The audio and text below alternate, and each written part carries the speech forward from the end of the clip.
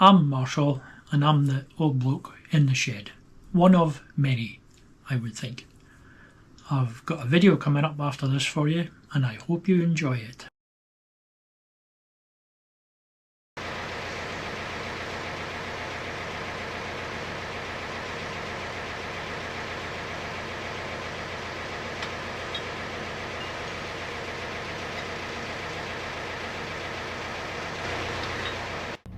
I have the hydraulic press connected up to the David Brown, and we will be making a bracket like the arrows pointing to. That holds the hydraulic ram when you're not using it on the Fortune Major. I cut them off quite a while ago and put steps on, so I found that one and I'm going to have to make another one, so that's what we're going to do now.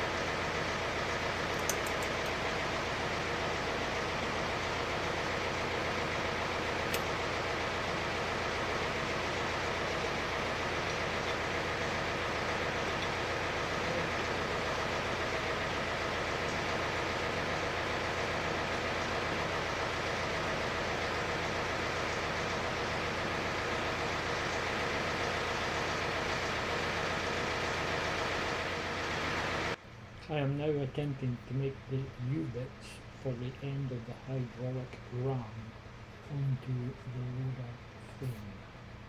It didn't go too well.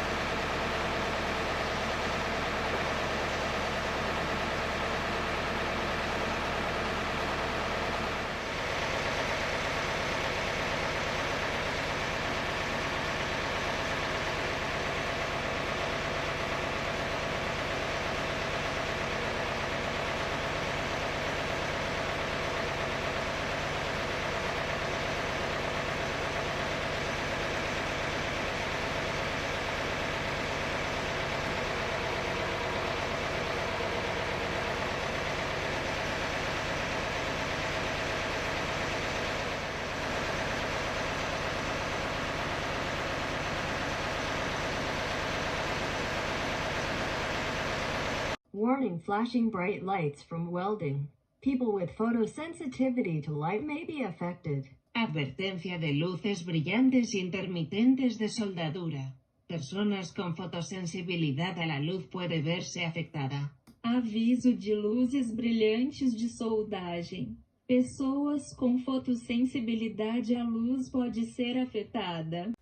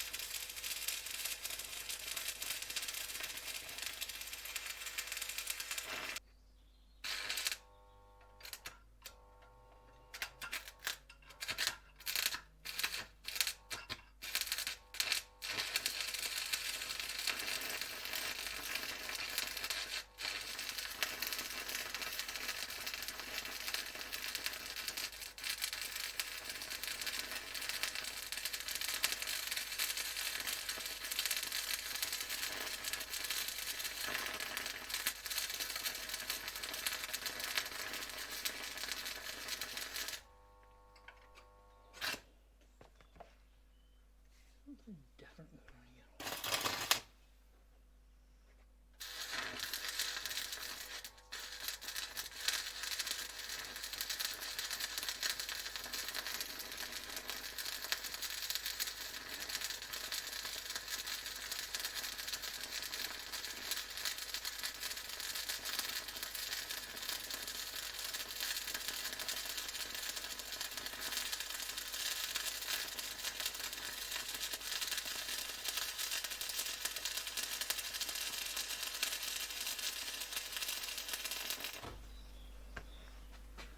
There we go, that was playing up a bit there for some reason, that weld. This will be the bit that actually attaches to the loader. It'll be going on the end of them. We need two, so I've just made one long one, I'll cut it. Right, we'll need to leave that to cool. Put the press away. The next job will be taking the rod back out one of the hydraulics there and recutting it to 11 TPI because it's 9 at the moment. It's causing problems. This is the rod from the original, that's the original rod from the hydraulic, not the one I made. That is a 9 TPI thread. BSP, which that is an 11 TPI thread. And you can weld these. So that cuts an 11 taper thread. So what I'm going to do is run it down and then get that to screw on the same distance as the other one is, just down the taper, because I'm trying to keep them the same length. Let's see if we can do that. Stocks and dies. What's that proper name for these?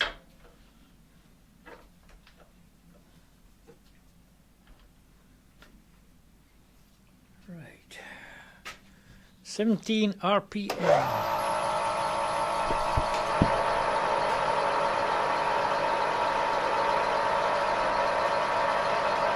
So all it's doing is changing it from 9 to 11 TPI, hopefully.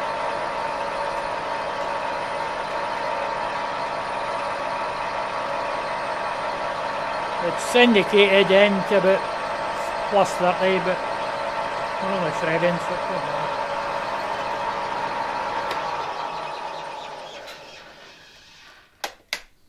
Didn't do anything. Of course it stops in the bit I can't get at it.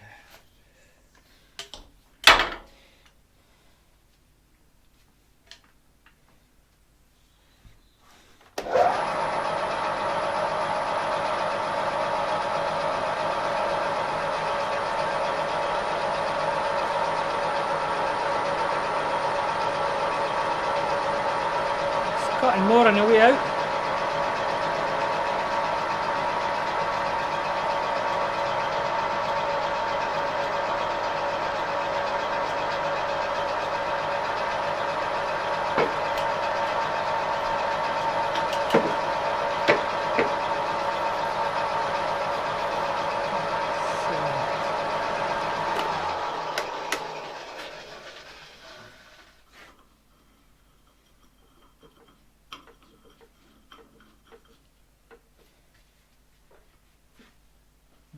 It's only going on 2 threads.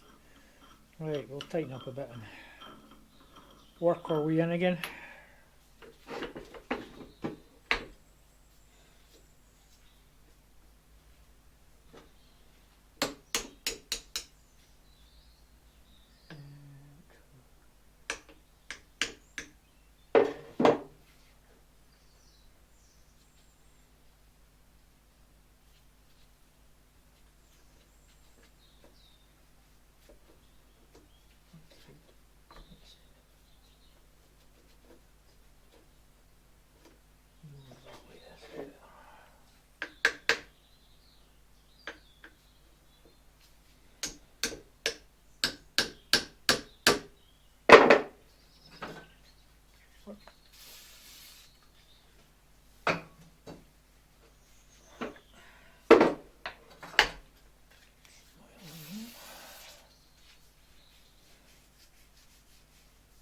I'll have to give that a polish up after. That's okay.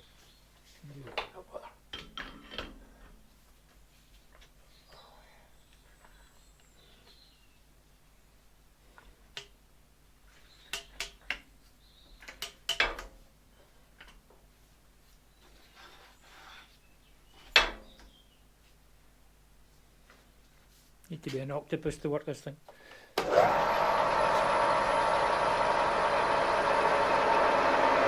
Cutting this time.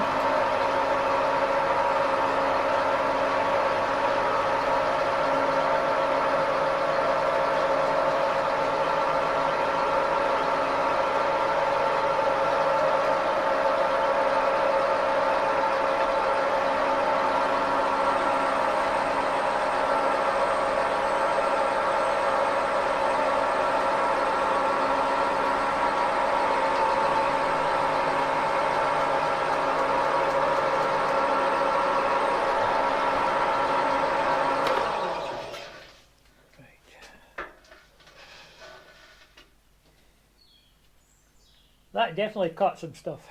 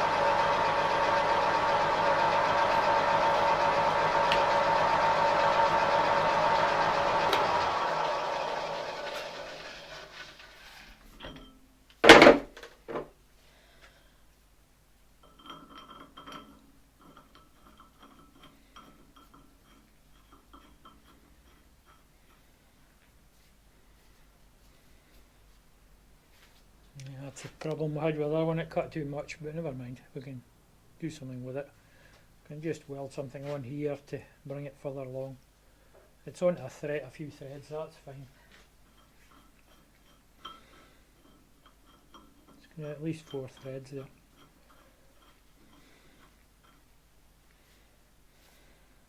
And I can bring it out so it's the same as the other rod.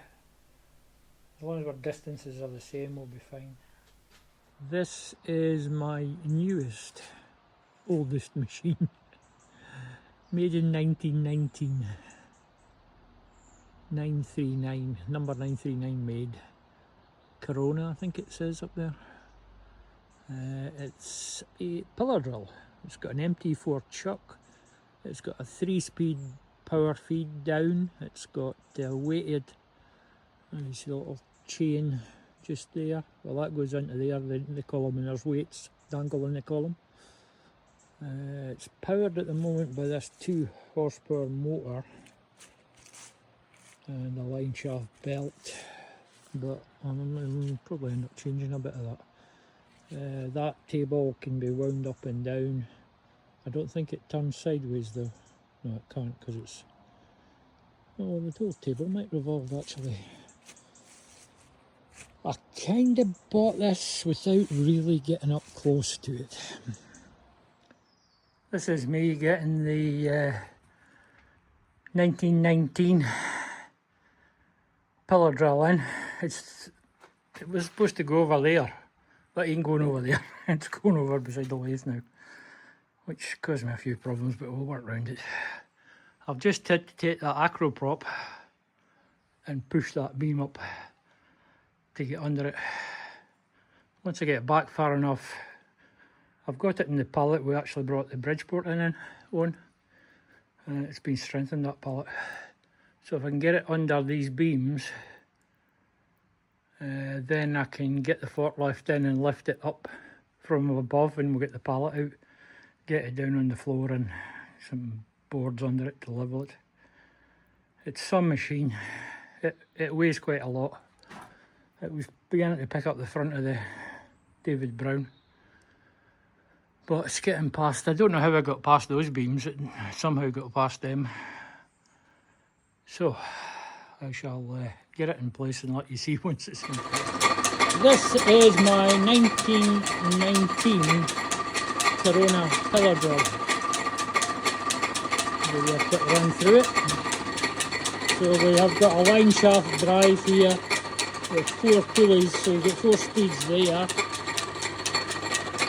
This here, you can move back and forth, and you can get direct drive, so that gives you 4 faster speeds, but you have to stop it to move it. At the moment it's running off the shaft, on a gear there, on a gear there, and on a gear there. But when you pull it this way, it's direct drive. It has automatic down feed.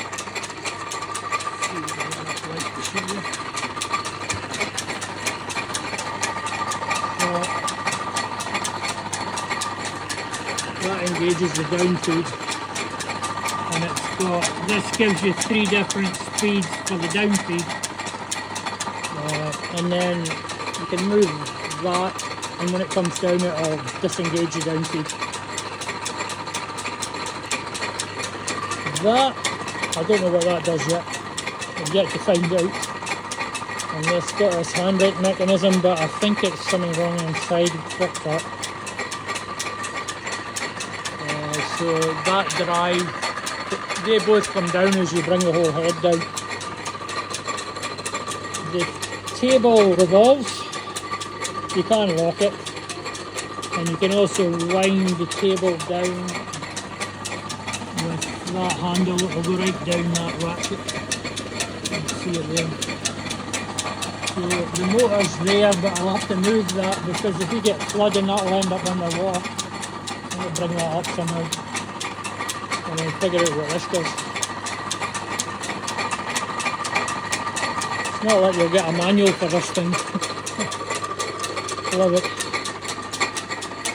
So there you go. Quick run through the 1919 Corona pillar drill. I think it's Corona. Anyway. Leave a comment. See what you think I paid for it. By the way, it'll drill a 2-inch drill. It's MP4 chuck on it.